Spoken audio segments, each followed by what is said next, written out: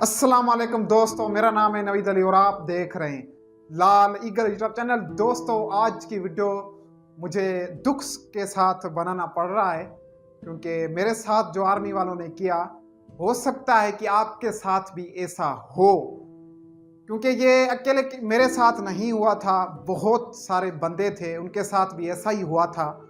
और ऐसा क्या किया आर्मी वालों ने, चलिए मैं आपको वो सुना देता हूँ। अगर आप आर्मी में जा रहे हैं या आपने एक दो टेस्ट दिए हैं आर्मी में, दे के आए हो, तो ये वीडियो देखना आपके लिए बहुत ज़्यादा ज़रूरी है।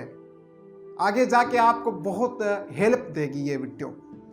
तो ऐसा क्या हुआ था, चलिए मैं आपको बता देता हूँ। मुझे कुछ कमेंट्स भी आए थे भाई, मैंने लेटर दिखाया था फाइनल मेडिकल का, तो कुछ कमेंट्स आए थे कि भाई आप आर्मी में क्यों नहीं गए। आज की वीडियो में बताऊंगा कि मैं क्यों नहीं गया। तो स्टार्ट करते हैं। सबसे पहले आर्मी में जॉब्स आई थी, एड उन्होंने दिया था, तो सब लोग अप्लाई करते हैं, आपने भी अप्लाई किया होगा, आपने भी टेस्ट दिए होंगे। तो मैं भी ऐसे ही अप्लाई करके गया था आर्मी में सेंटर में टेस्ट देने के लिए। सबसे पहले उन्होंने मेरा जो है फिजिकली टेस्ट लिया, हाइट नापा, चेस्ट नापा, उसके बाद रनिंग हुई। मैंने 10 में से 9 स्कोर हासिल किया रनिंग में, बहुत ज़्यादा मैंने मेहनत की। उसके बाद रिटन टेस्ट हुआ, मैं रिटन टेस्ट का मैंने तैयारी की यहाँ से। अब जब मैं घर से जाता था अपने सेंटर पे, तो मेरा सेंटर मेरे घर से बहुत ज़्यादा दूर है, उसके लिए 1000 रुपया जो है खर्च हो जाता है। ऐसे समझे 500 उधर जाने के लिए, 500 आने के लिए, 500 उधर एक्स्ट्रा खर्च हो जाता है, क्योंकि उधर कोच से उतरते हैं या वैन से उतरते हैं तो आगे सेंटर तक जाना होता है रिक्शे में, तो उसके पैसे इलाइदा से लगते हैं। वहाँ जाके इंसान कुछ खाता है, वो पैसे इलाइदा। तो कहने का मतलब ये है कि 1500 एक टेस्ट पे मैंने खर्च किए, 20 से 25 हजार रुपये मैंने खर्च किए थे टोटल। और मैंने मेडिकल भी पास किया। उसके बाद रिटन टेस्ट आया, मैंने यहाँ से तैयारी करके बहुत मेहनत करके मैं वहाँ गया, रिटन टेस्ट मैंने पास किया। उसके बाद उन्होंने वहाँ पे मेडिकल लिया मुझसे, तो वो भी मैंने पास किया। उसके बाद कुछ रेफ़र भी उन्होंने किया था इस हाथ पे, तो ये उन्होंने रेफ़र किया था। अब मुझे भेजा उन्होंने फाइनल मेडिकल के लिए, तो मैं फाइनल मेडिकल देने के लिए वहाँ पहुँचा अपने सेंटर पे जहाँ फाइनल मेडिकल लेते हैं। मैं सिंध से हूँ, तो सिंध से वो लेते हैं, पन्नू आकल पे वो जाते हैं मेडिकल देने, सिंध वाले। तो मैं भी गया था पन्नू आकल पे। वहाँ पे मैं 2 दिन 2 रातें मैंने वहाँ पे गुजारी। जी हाँ दोस्तों, क्योंकि पहले दिन में जब गया था वहाँ पे, तो डॉक्टर ने क्या किया, बाकी तो मेरा काम हो गया था, लेकिन मैं रेफर था इस चीज़ पे। डॉक्टर ने क्या किया, 10 बंदे चेक किए, उसके बाद उठ के चला गया। वो डॉक्टर अपनी मर्जी के होते हैं, वो चाहे तो 5 बंदे चेक करे, चाहे तो 10 चेक करे, चाहे तो चेक ही ना करे, ऐसे ही उठ के चले जाए, उसकी अपनी मर्जी है। आप बोल नहीं सकते, कोई भी कुछ नहीं बोल सकता, मजबूर होते हैं, क्या बोले। मैं भी मजबूर था। पहले तो उन्होंने कहा कि भाई डॉक्टर पहले मरीज चेक करेगा, पेशेंट वो चेक करेगा, बाद में आप कैंडिडेटों को चेक करेगा। मैंने कहा ठीक है। तो हम वेट करने में लग गए। जब हमारी बारी आई, 3 बज चुके थे। 3 बजे डॉक्टर ने क्या किया, 10 बंदे चेक किए, उठ के चला गया, बाकी के कल आना। अब मेरा जी रह गया था। मैं दोबारा गया, वहाँ पे होटल पे मैंने रिहाइश की, वहाँ पे मैंने पैसे खर्च किए, जलील हुआ, इतना जलील हुआ। लेकिन दोबारा मैं गया, दूसरे दिन डॉक्टर ने मुझे इस चीज़ पे फिट कर दिया। अब मैं हर चीज़ से फिट हो गया था, सारे टेस्ट मैंने क्लियर किए थे, सब कुछ क्लियर किया था, फाइनल मेडिकल भी मैं पास करके गया था। मैंने सोचा अब मुझे नौकरी मिल गई, क्योंकि भैया अब तो कुछ रहता नहीं है, सब कुछ पास तो कर गया हूं, अब क्या रहता है। फाइनल मेडिकल था, वो भी मैंने पास किया, अब तो कुछ नहीं रहता। लेकिन दूसरे तीसरे दिन में मुझे एक मैसेज रिसीव होता है आर्मी वालों का।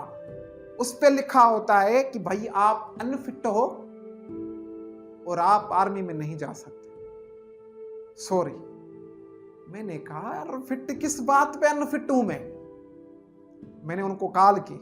सबसे पहले तो वो कॉल अटेंड नहीं कर रहे थे, उसके बाद उन्होंने बड़ी मुश्किल से कॉल अटेंड किया। मैंने उनसे बात किया कि सर मैं किस चीज़ पे अनफिट हूँ, क्या आप मुझे बता सकते हैं। तो उन्होंने कहा कि आप एक काम करे सेंटर आ जाए। तो नौकरी का सवाल था, मैं चला गया जी अपने घर से सेंटर। दोबारा मैंने 1500 रुपए खर्च किए। जब वहां पहुंचा तो उन्होंने कहा कि स्लिप था मेरे पास और फाइनल मेडिकल का जो लेटर था जिसमें डॉक्टर ने स्टैंप लगा के दिया था, सिग्नेचर करके दिया था कि आप फिट हो, वो भी मैं लेके गया था क्योंकि उसकी मैंने कॉपी करवाई थी, वो मैं लेके गया था। और वहां पे जाके मैंने उनको दिखाया, ये सबूत है भाई मैं पास हूं, मैं फिट हूं। किस चीज पे अनफिट हूं बता सकते हो क्या आप मुझे? उन्होंने कहा कि आप अनफिट हो क्योंकि आपने जो एक्सरे वहां पे करवाई थी, उस एक्सरे की रिपोर्ट जो है वो अभी हमें मिली है, तो उस एक्सरे पे आप अनफिट हो। एक्सरे पे अनफिट हो, लेकिन किस चीज पे अनफिट हो? उन्होंने कहा कि आप पांव पे अनफिट हो। अब मुझे एक बात बताएं आप लोग, जब मैंने रनिंग की, मेरे पांव पे कोई भी चोट होता, कोई भी ऐसा कुछ होता, तो क्या मैं रनिंग पास करता? 10 में से 9 नंबर में कैसे हासिल करता? जब मैंने रनिंग पास की, और दूसरी बात ये कि मेरे पांव पे कोई भी चोट नहीं लगी, कुछ भी नहीं है, बिल्कुल फिट हूं। उन्होंने बोला अनफिट हो। 20-25 हजार रुपए उन्होंने मुझसे खर्च करवाए। मैंने इतनी मेहनत की, आखिर में बोल दिया आप अनफिट हो। एक गरीब इंसान के लिए 20-25 हजार रुपए खर्च करना बहुत बड़ी बात होती है, और लास्ट में आप बोलते हो कि आप अनफिट हो। बहुत दुख की बात होती है फिर। अब हाँ, एक बात है कि आप अनफिट होते हो, आपके पांव में चोट हो, कुछ भी हो, लगा हो, तो बात समझ में आती है कि भाई हाँ गलती है मेरी, मैं अनफिट हूं। लेकिन कुछ है ही नहीं, तो फिर कैसे अनफिट हूं? अकेला मैं नहीं था, बहुत ज्यादा बंदे थे ऐसे जो बिल्कुल फिट थे। वो कसम उठा रहे थे, भाई हमारे पांव में कुछ नहीं है, चेक कर लो आप। नहीं, आप अनफिट हो। ऐसे करके बहुत ज्यादा बंदे आर्मी वालों ने फारग कर दिए, रिजेक्ट कर दिए। जो बिल्कुल फिट थे, बिल्कुल हर चीज में पास थे, अनफिट, रिजेक्ट, फेल। अब क्या बोलें? कुछ बोल भी नहीं सकते। हम उनके हिसाब से अनफिट हैं, अपने हिसाब से तो फिट हैं। मेरे पांव में क्या है? अगर ऐसा कुछ होता तो मैं रनिंग ही नहीं कर पाता। मैं वापस आ गया अपने घर, और जो 20-25 हजार और मैंने टाइम जो जाया किया, ऐसे ही चला गया। कुछ नहीं बोल सकते। ये बात है दरअसल जिसकी वजह से मैं आर्मी में नहीं गया। लेकिन मैं उदास नहीं हुआ था। मैं आपको बता चलूं कि आपके साथ भी ऐसा हो तो आप समझ लेना कि जो होता है अच्छे के लिए होता है। अपने दिल में सोच लेना। एक कहानी सुनाता हूं, जाते जाते, 2 मिनट की कहानी है। एक बंदा था, वो अपने कुत्ते को लेके सड़क की ओर से जा रहा था। तो उस कुत्ते की नजर एक सहे पर पड़ी, तो वो कुत्ता उसके पीछे लग गया। तो उस इंसान के आंखों से कुत्ता ओझल हो गया, गुम हो गया। वो आदमी, वो इंसान कुत्ते से बहुत प्यार करता था, बहुत मोहब्बत करता था। तो उसने एक इश्तिहार दिया, अखबार में ऐड दिया, वो अपने कुत्ते की फोटो भी दी, और कहा कि ये कुत्ता आपको मिल जाए तो बराए मेहरबानी इस कुत्ते को मेरे तक पहुंचाना, ये नंबर है, ये एड्रेस है। क्योंकि वो इंसान उस कुत्ते से बहुत मोहब्बत करता था। अब पछता रहा था, रो रहा था, कुत्ता पता नहीं किधर चला गया। इस इश्तिहार के बाद कुछ दिन के बाद एक लेडी अपने हाथ में कुत्ता लेकर उसके पास आई। अब पहले उसको तकलीफ थी कि कुत्ता गुम हुआ, अब वो खुश हो रहा था कि अच्छा हुआ कि कुत्ता गुम हुआ। ना कुत्ता गुम होता, ना कुतने वाली आती। अब उससे बातचीत हो गई, धीरे धीरे एक दूसरे से मोहब्बत हो गई। अब एक दिन उसी लेडी के साथ डेट पे जाना था। ये जा रहा था, उसका बीच रास्ते पे एक्सीडेंट हो गया।